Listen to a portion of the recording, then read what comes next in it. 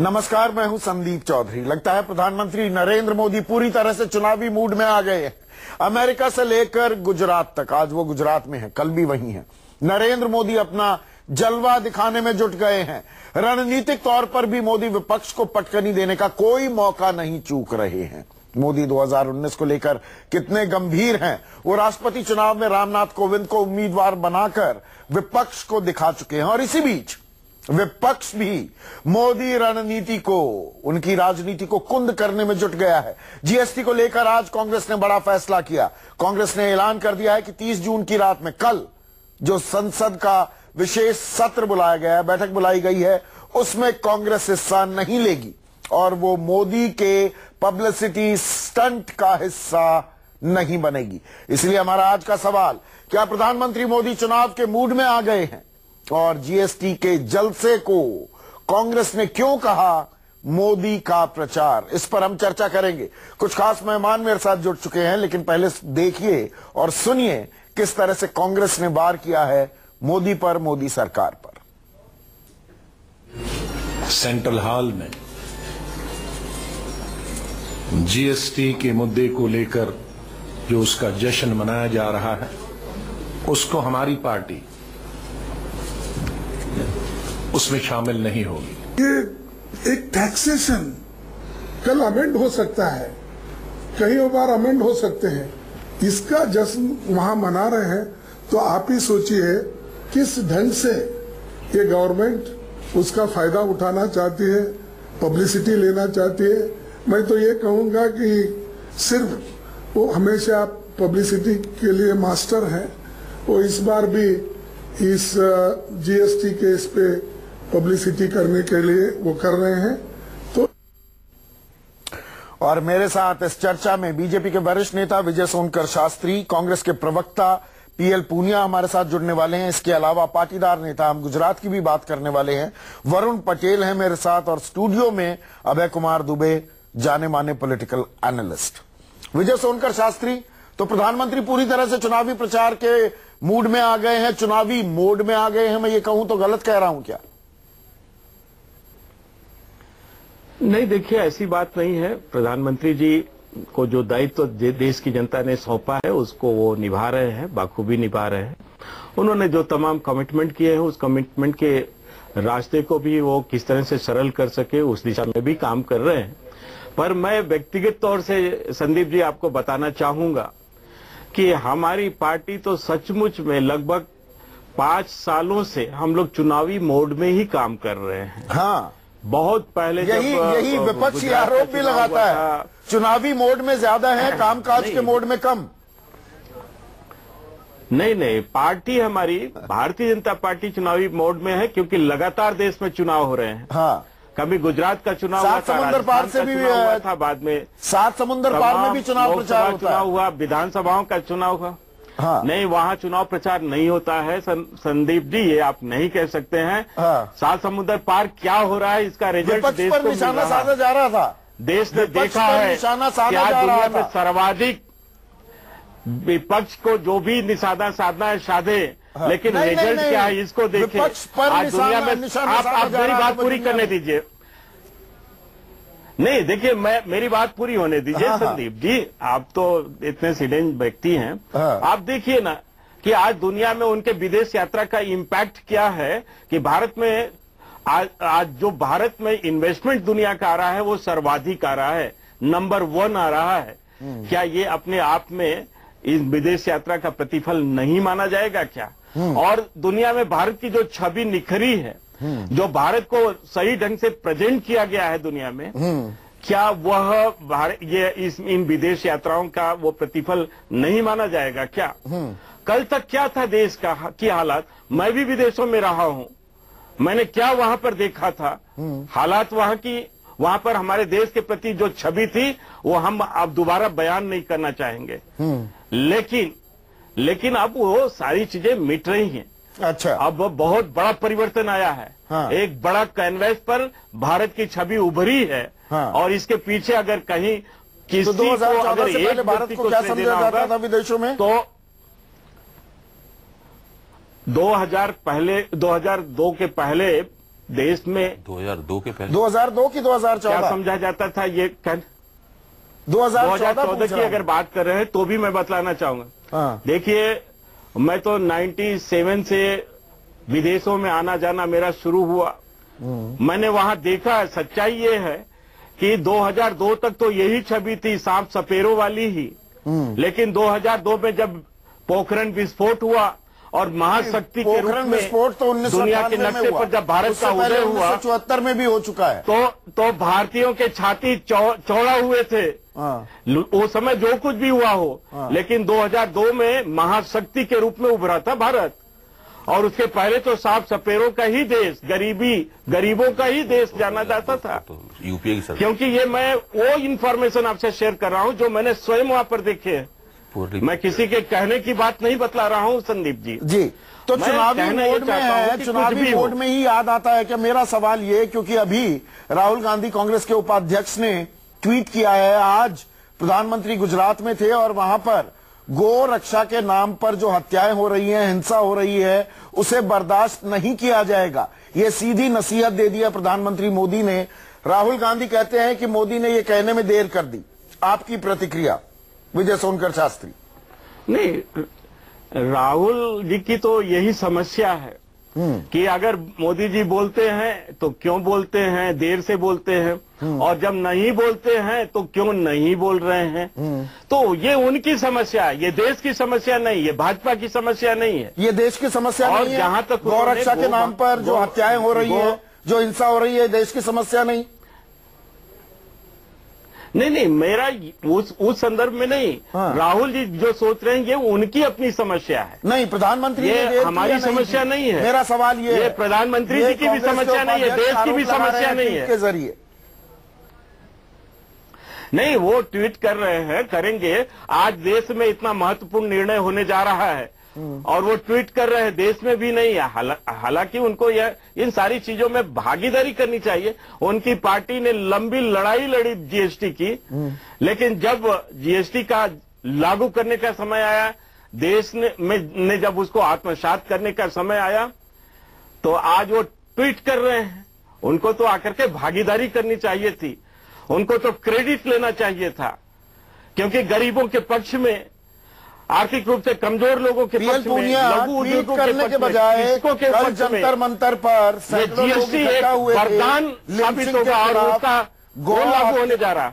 गौ हत्या के नाम पर जो मासूम लोगों का कत्ल किया जा रहा है, उसके खिलाफ दुनिया भर के लोग जंतर मंतर पर इकट्ठा हुए। राहुल गांधी वहां पहुंचते नहीं है, पर ट्वीट करते हैं कि देर कर दी प्रधानमंत्री ने नसीहत देने में। नहीं, ट्वीट करने की बात नहीं है। क्या ये बात ये नहीं है कि प्रधानमंत्री पहले ऊना में घटना होती, उनके अन्य प्रदेश गुजरात में है, मूल प्रदेश में, अब तो हिंदुस्तान के हैं, और वो हैदराबाद जाते हैं। कुछ दिनों के बाद वो कहते हैं कि मेरे भाइयों बहनों, मेरे दलित भाइयों को न मारो, मुझे मारो। तो ये प्रधानमंत्री की तरफ से ये लाचारी और किस्म सा बनती है। वो देश के प्रधानमंत्री हैं, लॉ एंड ऑर्डर को सही रखना, ये संवेदनशीलता थी पुनिया जी। ये संवेदनशीलता नहीं, आपके अपने लोग कहते हैं, आपके अपने लोगों ने कहा। वो टी राजा सिंह चीफ आपके विप हैं तेलंगाना के, उन्होंने कहा कि दलित इस तरह से करेंगे तो ऊना की तरह से ही मारे जाएंगे। मेरा सवाल ये था, राहुल गांधी खुद सड़क पर आकर हिस्सा क्यों नहीं कहा हो? हम और आपको कह रहे हैं, देर से उन्होंने नसीहत की। राहुल गांधी ने गौ हत्या के नाम पर जो मासूम लोगों को मारा जा रहा है, पीटा जा रहा है, जिनकी हत्या की जा रही है, उनको लेकर राहुल गांधी ने अपनी आवाज कहां बुलंद की? पीएल पुनिया साहब, मेरा सवाल ये है।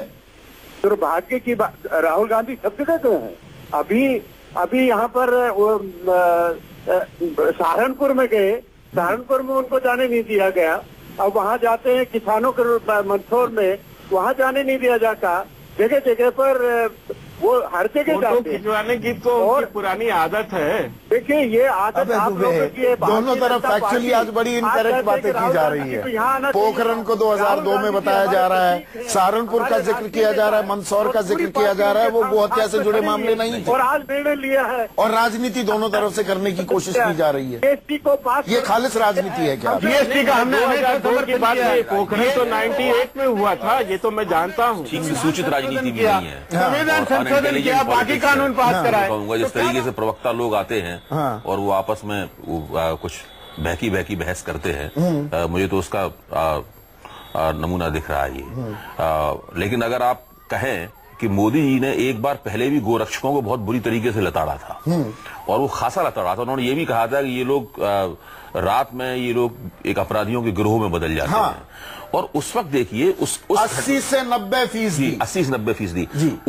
उस लताड़ के बाद में काफी कुछ गोरक्षकों की गतिविधियां मंद पड़ गई थी। लेकिन जब से उत्तर प्रदेश के चुनाव में भारतीय जनता पार्टी जीती है तो मैंने इस बात को बाकायदा चिन्हित किया है, रेखांकित किया है। उसके बाद से ये मुसलमानों के खिलाफ और गोरक्षकों की तरफ से एक बहुत बड़ा उत्पात सारे देश में मनाया जा रहा है, किया जा रहा है। और मेरी समझ में नहीं आता कि प्रधानमंत्री को इस प्रकार के मसलों के ऊपर अपनी बात कहने में देर क्यों लगती है। पिछली बार भी जब उन्होंने गोरक्षकों के खिलाफ बोला था, अच्छा बोला था, मजबूत बोला था, लेकिन काफी देर से बोला था, जब काफी कुछ ऐसा हो चुका था, काफी कुछ अपराध और हिंसा की कार्रवाइयां हो चुकी थी। जबकि वो अपने मन की बात करते हैं, तरह तरह की बातों पर करते हैं, कई तरीके से वो अपनी बात देश के सामने रखने की कोशिश करते हैं। विविध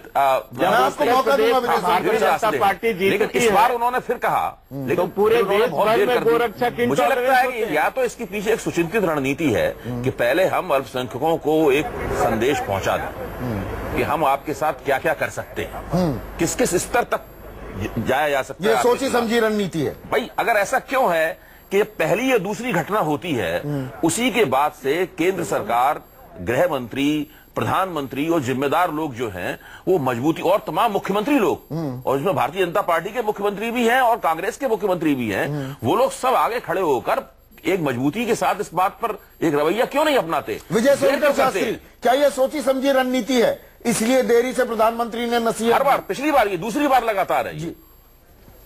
देखिए संदीप जी, ये जो दुबे जी बोल रहे हैं, मैं तो इनको ये कहना चाहता हूं कि इस तरह की जो हत्याएं या इस तरह की जो घटनाएं हुई हैं, जरा इनका इतिहास देख ले।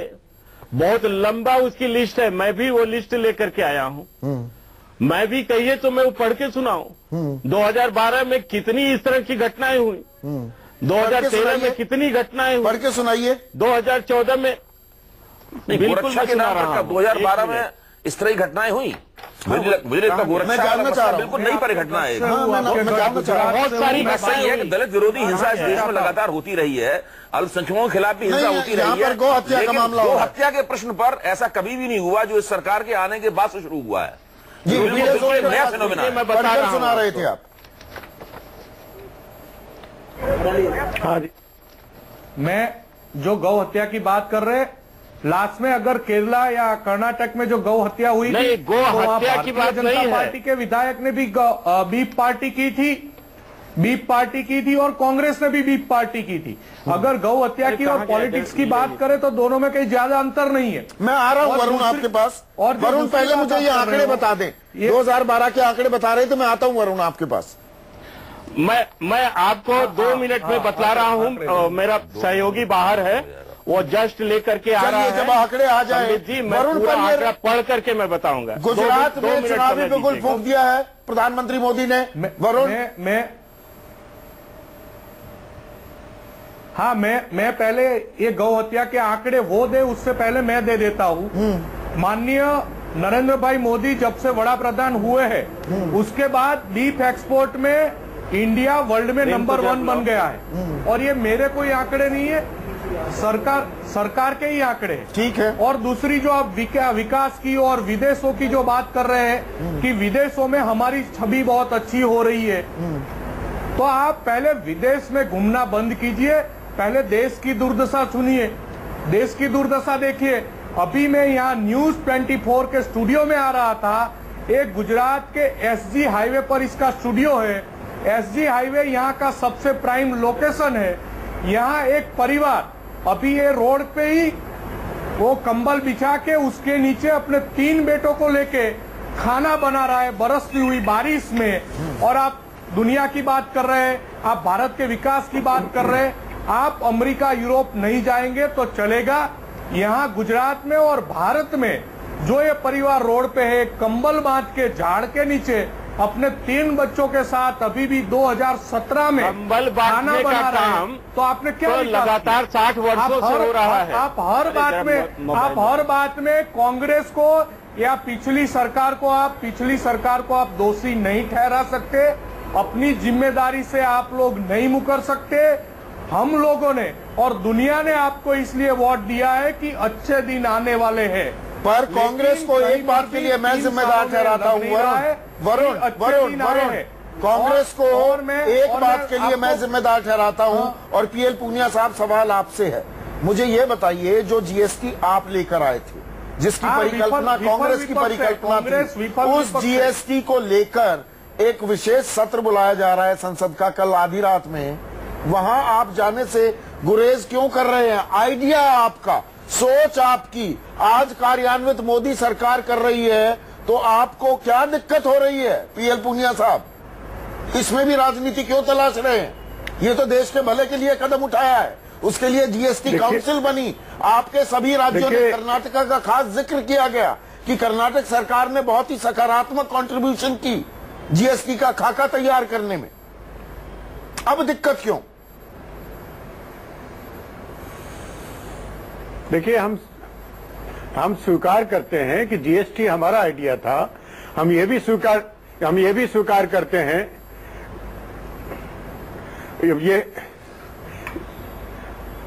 ये रिबाउंड कर रहा है, जरा इसको ठीक करवा दीजिएगा जी।